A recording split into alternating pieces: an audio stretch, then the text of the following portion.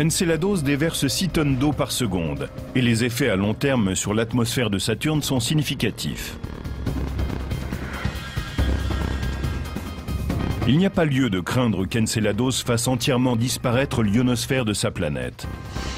Mais cette toute petite lune, d'un diamètre de 450 km, a attiré l'attention de la communauté scientifique, tout comme le satellite de Saturne.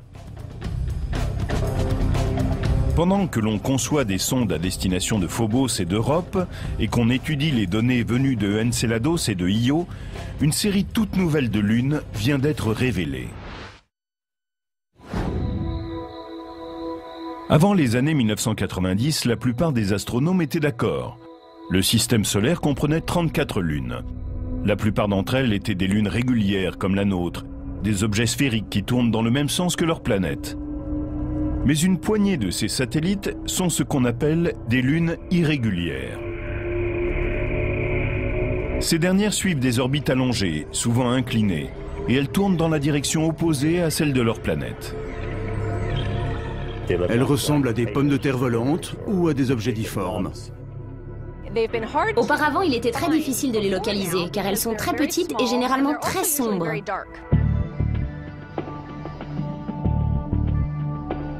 En l'espace d'une décennie, l'avènement de la photo numérique et le développement des télescopes à masque codé ont transformé l'étude des lunes du système solaire.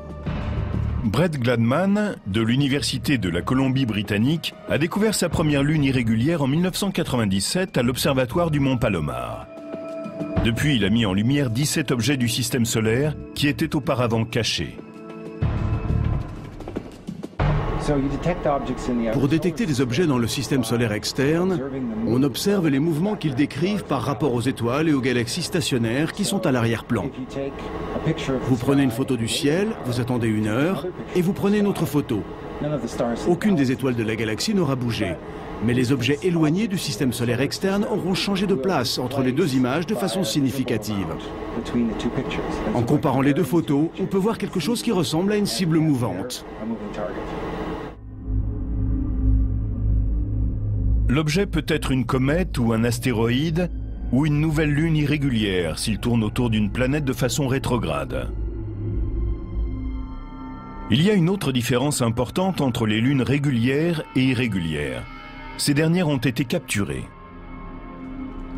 Elles se sont formées indépendamment de la planète autour de laquelle elles orbitent. Selon toute vraisemblance, elles faisaient partie des débris issus de la formation du système solaire. Phoebe, la plus grande lune irrégulière de Saturne, en est un exemple classique. Phoebe tourne très loin de Saturne. Elle a une orbite elliptique très inclinée et elle avance de façon rétrograde. Les images de Voyager suggéraient que cet objet pouvait être un astéroïde. Donc, on a pensé que c'était peut-être un astéroïde capturé. Maintenant, grâce à la sonde Cassini, nous savons qu'il s'agit d'un corps glacé très riche en eau. Cela exclut l'idée que l'objet vienne de la ceinture d'astéroïdes. On pense aujourd'hui que Phoebe serait née dans la ceinture de Kuiper, qui s'étend aux frontières du système solaire. La ceinture de Kuiper est composée de petits corps, des débris venus de la formation du système solaire. Elle tourne autour du Soleil, au-delà de l'orbite de Neptune. Mais il existe une autre théorie totalement différente. Il est probable que Phoebe, après sa formation, ait d'abord suivi sa propre orbite autour du Soleil. Et c'est là qu'elle aurait été capturée pour orbiter autour de Saturne. Car la plupart des objets qui se sont formés à proximité de la planète géante sont venus se fondre en elle ou ont été éjectés du système solaire. Phoebe aurait donc été fabriquée à partir de débris planétaires qui flottaient autour de Saturne, lors de sa naissance. Mais il est possible aussi qu'elle se soit formée à partir d'un matériau différent, dont certains pensent qu'il viendrait des lunes irrégulières tournant autour de Jupiter. Si c'est le cas, les astrogéologues pourront sans doute comparer les éléments des deux géantes gazeuses avec ceux qui composent Phoebe. Actuellement, il existe 3 théories sur la façon dont Phoebe et les autres lunes irrégulières ont perdu leur indépendance. Selon les 2 premières, elles auraient été capturées quand le système solaire était encore en formation et que les planètes n'étaient qu'un gros disque d'accrétion constitué de gaz et de débris. La théorie de la traînée de gaz est la plus simple. Les gaz épais tournoyaient autour de la planète en accrétion quand une comète, un astéroïde ou une combinaison de débris des deux types d'objets a traversé la mixture gazeuse. Nous savons que les satellites réguliers des planètes géantes sont rassemblés en un grand disque d'accrétion que l'on retrouve autour de chacune d'entre elles, tel un petit système solaire en formation. Le gaz et la poussière de ce disque dans ses régions extérieures peut aussi représenter une source de friction. Le planétésimal, petit corps en gestation qui passe par là, est alors légèrement ralenti puis capturé.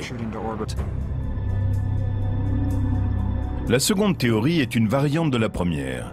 Ici, au lieu qu'un objet soit simplement capturé lorsqu'il traverse les gaz en accrétion, il serait attiré dans l'orbite de la planète en formation par sa force gravitationnelle.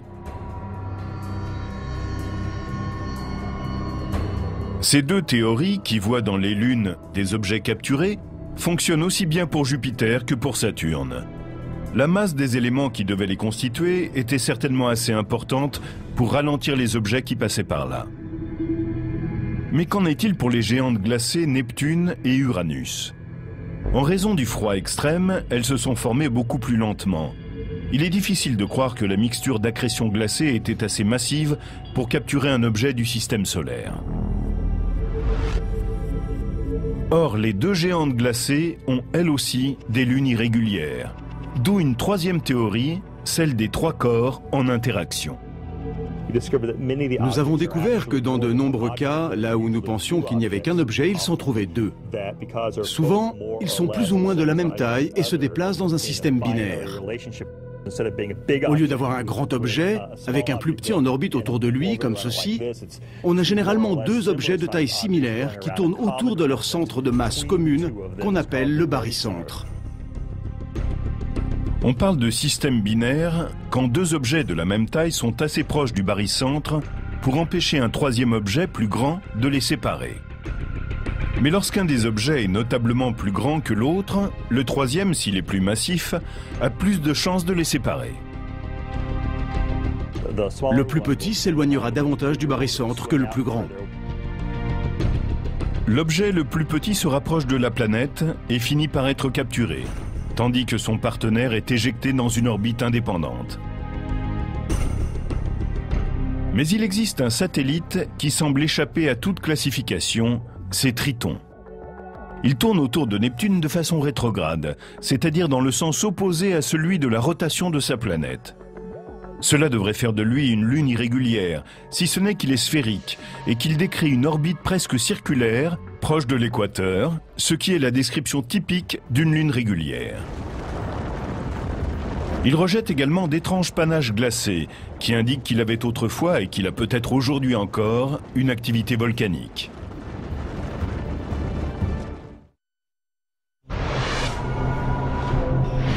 Avant que Voyager 2 ne s'aventure aux confins du système solaire, Triton, satellite de Neptune, était considéré comme un objet mort, constitué de roches et de la taille de notre Lune. Mais la sonde spatiale a transmis des images qui ont révélé aux scientifiques stupéfaits des montagnes, des lignes de failles, des fissures, témoignant d'un mouvement tectonique ainsi que d'une atmosphère d'une grande épaisseur. Les phénomènes géologiques que l'on associe généralement aux grandes planètes chaudes pourraient donc exister sur une lune glacée légèrement plus petite que la nôtre. En 1989, Voyager n'a pas détecté de volcan actif.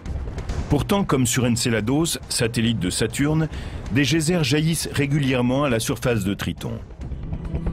Ce qui est réellement étonnant ici, ce n'est pas simplement le phénomène géologique en soi, c'est surtout le fait qu'il se produise sur une lune irrégulière.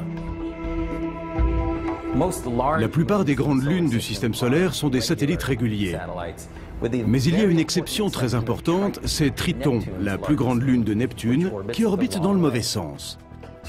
Donc on pense que Triton est un objet capturé. On aurait ainsi une lune capturée qui se comporterait comme une lune régulière. Mais comment un objet de la taille de Triton aurait-il pu ralentir sans traverser l'atmosphère de Neptune ni entrer en collision avec la planète glacée ?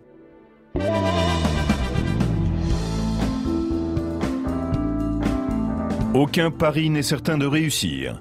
Mais certaines théories ont plus de chances que d'autres. Comme à la roulette, Triton et Neptune ont misé et ont fait confiance au destin. Faites vos jeux. À la roulette, il y a plusieurs façons de parier. On mise sur différents numéros et comme dans la plupart des jeux de chance, plus on mise, plus les gains sont élevés. 20 noirs et pairs.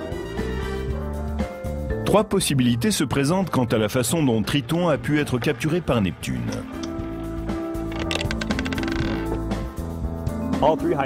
Trois hypothèses sont valables d'un point de vue physique. La première semble la plus complexe. La période au cours de laquelle Neptune avait autour d'elle un disque de gaz et de poussière susceptible de capturer un objet comme Triton en formation a été très courte. La fenêtre de temps est très étroite. C'est comme parier sur le zéro vert à une table de roulette.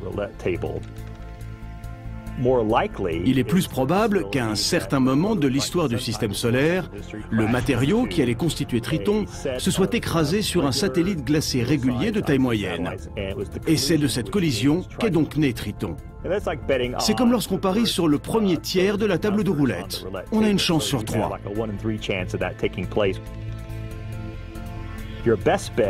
Mais le mieux, c'est de parier sur pair.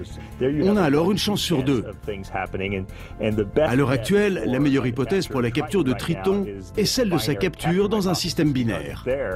Dans la ceinture de Kuiper, nous savons qu'il y avait sans doute des milliers d'objets qui étaient de la bonne taille et orbitaient avec un autre objet, peut-être même encore plus grand. Neptune aurait pu capturer l'un d'eux. Personne ne connaît avec certitude l'histoire des premiers jours du système solaire, quand Neptune a capturé Triton. Mais dès que le satellite a commencé à tourner autour de sa planète, de manière irrégulière, il s'est mis à détruire tout ce qui était sur son chemin.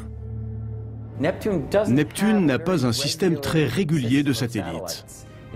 On pense que la capture de Triton a perturbé ce qui était auparavant un système régulier, comme en ont les autres grandes planètes. C'est comme si Triton, furieux d'avoir perdu sa liberté, se défoulait sur les autres lunes infortunées de Neptune. Mais d'où vient ce fougueux satellite? Les données récoltées par Voyager 2 indiquent que la densité de Triton est à peu près égale à celle de Pluton. Aucune autre lune régulière ne peut prétendre à une telle ressemblance. On soupçonne que les deux objets trouvent leur origine dans la ceinture de Kuiper. Le système solaire externe était constitué de grands objets qui suivaient chacun leur route. Certains d'entre eux ont donné naissance aux planètes géantes. D'autres ont été éjectés plus loin vers la ceinture de Kuiper, où ils sont encore aujourd'hui.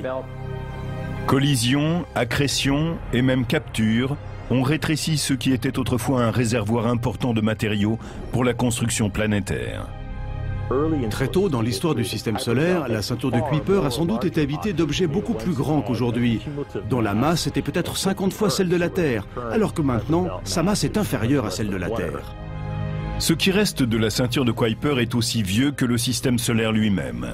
Le matériau dont sont faits les objets binaires, les restes de collision et même certaines lunes extraterrestres n'a pas changé depuis plus de 4 milliards d'années. Il est stupéfiant de voir à quel point les lunes sont toutes différentes dans le système solaire externe. La première fois que je me suis retrouvé dans un centre d'astronomie dans les années 1960, aucun de ces satellites n'avait encore été découvert. Ils n'étaient que de petits points dans l'objectif du télescope et nous ne savions pas combien ils étaient différents. Nous quittons les régions glacées du système solaire et revenons sur Terre, intimidés par l'étendue de l'univers et la grandeur des planètes. Il est bon de s'arrêter un instant et de se retourner sur ces petits objets qui peuplent l'obscurité. Ces lunes extraterrestres dont on a découvert tardivement la nature renferment des énigmes qui n'attendent que la curiosité humaine pour être résolues.